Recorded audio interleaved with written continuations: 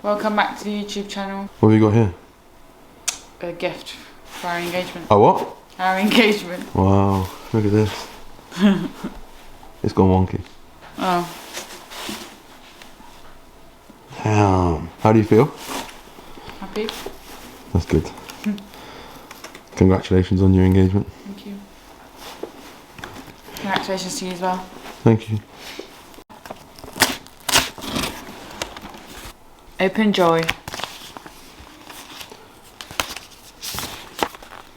Joe and Aslihan, massive congratulations on your engagement. We're so happy for you.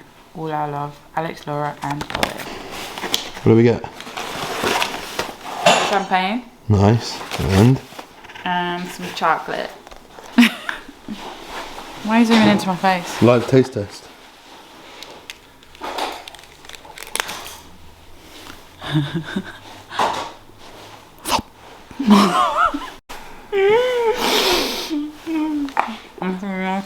Out of 10?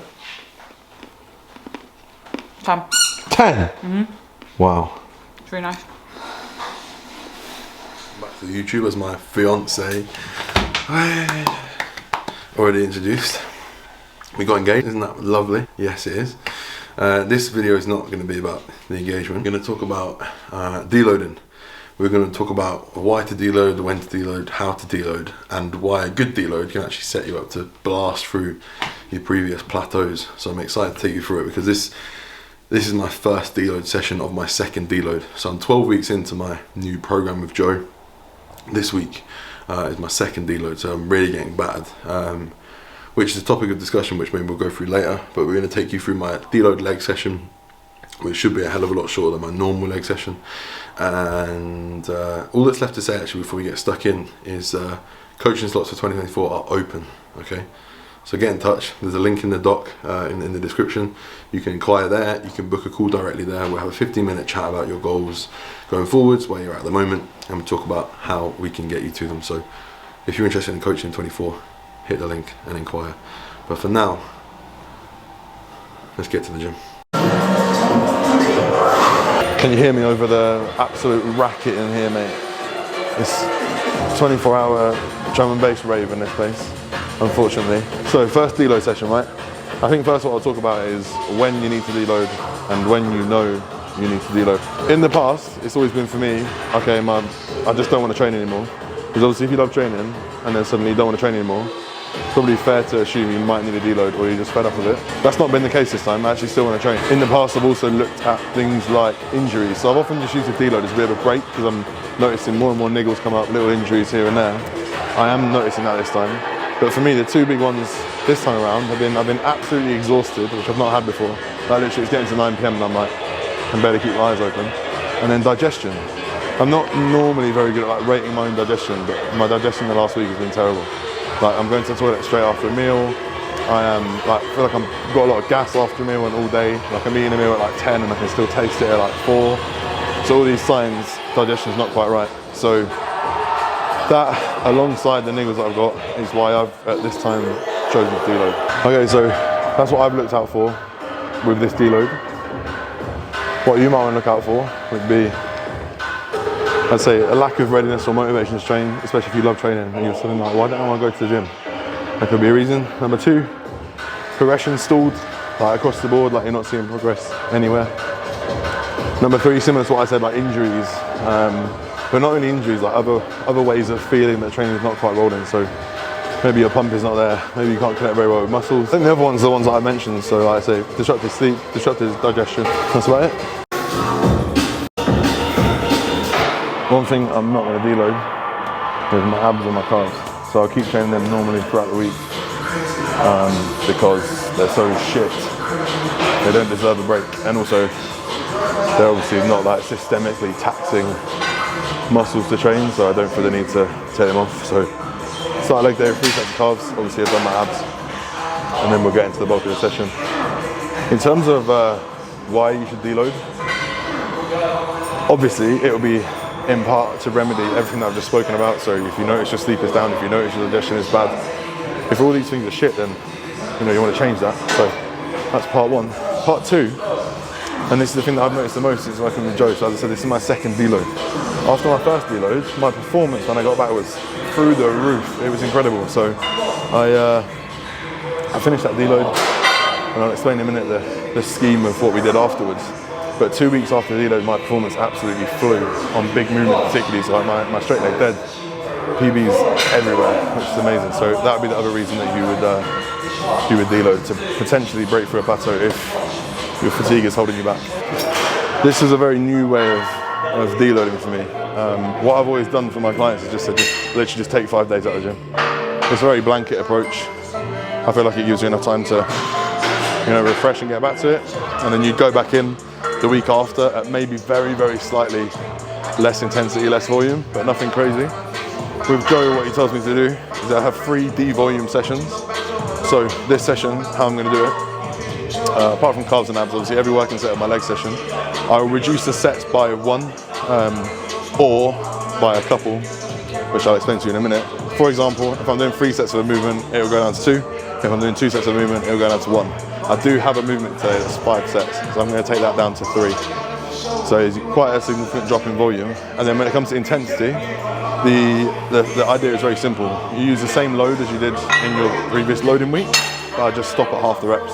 So you'll see on the movements I do, I'm going to carry on doing the weight that I did last week or whatever, but I'm just going to stop at half the reps. So if I've got, I don't know, let's say hamstring curl, I did a stack for 12 last week, I'm just going to do it for 6 and then that's it, it's done. And it's quite nice because it means the session's shorter, not as taxing because you're not really accumulating those effective fatiguing reps. And that's how the session will be set up.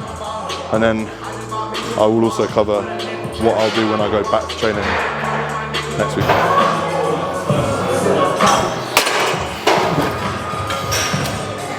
Still the weakest movement in my arsenal by a long way. I was just chatting to Otis, who must be about 40 kilos my junior, and we're doing the same load. And that is why FIFA is a comparison of joy. But shout out to everyone who's got strong adductors, so I'm not in that crew. We push on, I'll do what I can. Anyway, 1 set done, 10 reps. I did 20 last week, so as you can see, half reps. And now we're going to seated leg curl.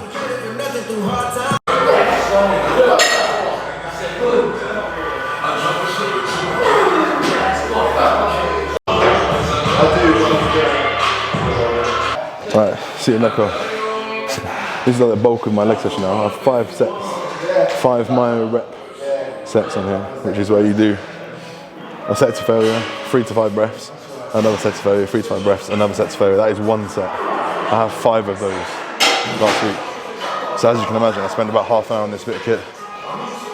Given this deload week, I'll remove the myo reps. They're obviously effective reps, I want to remove them. And I'm going to go from 5 sets to 3. So I'm going to drop 2 whole sets off, and I'm going to drop the MRPs off. And I believe, I will consult my phone, but I believe it is 3 sets of 12 here on the first failure set. So I'm just going to do 3 sets of 6 on the same weight. 1 more warm-up set, and then into the top set. So close. Good job I got rid of my blackheads this morning, bro. When you were sleeping, I got rid of bare blackheads this morning, bro. Did you actually? Yeah, boss. I got rid of so many.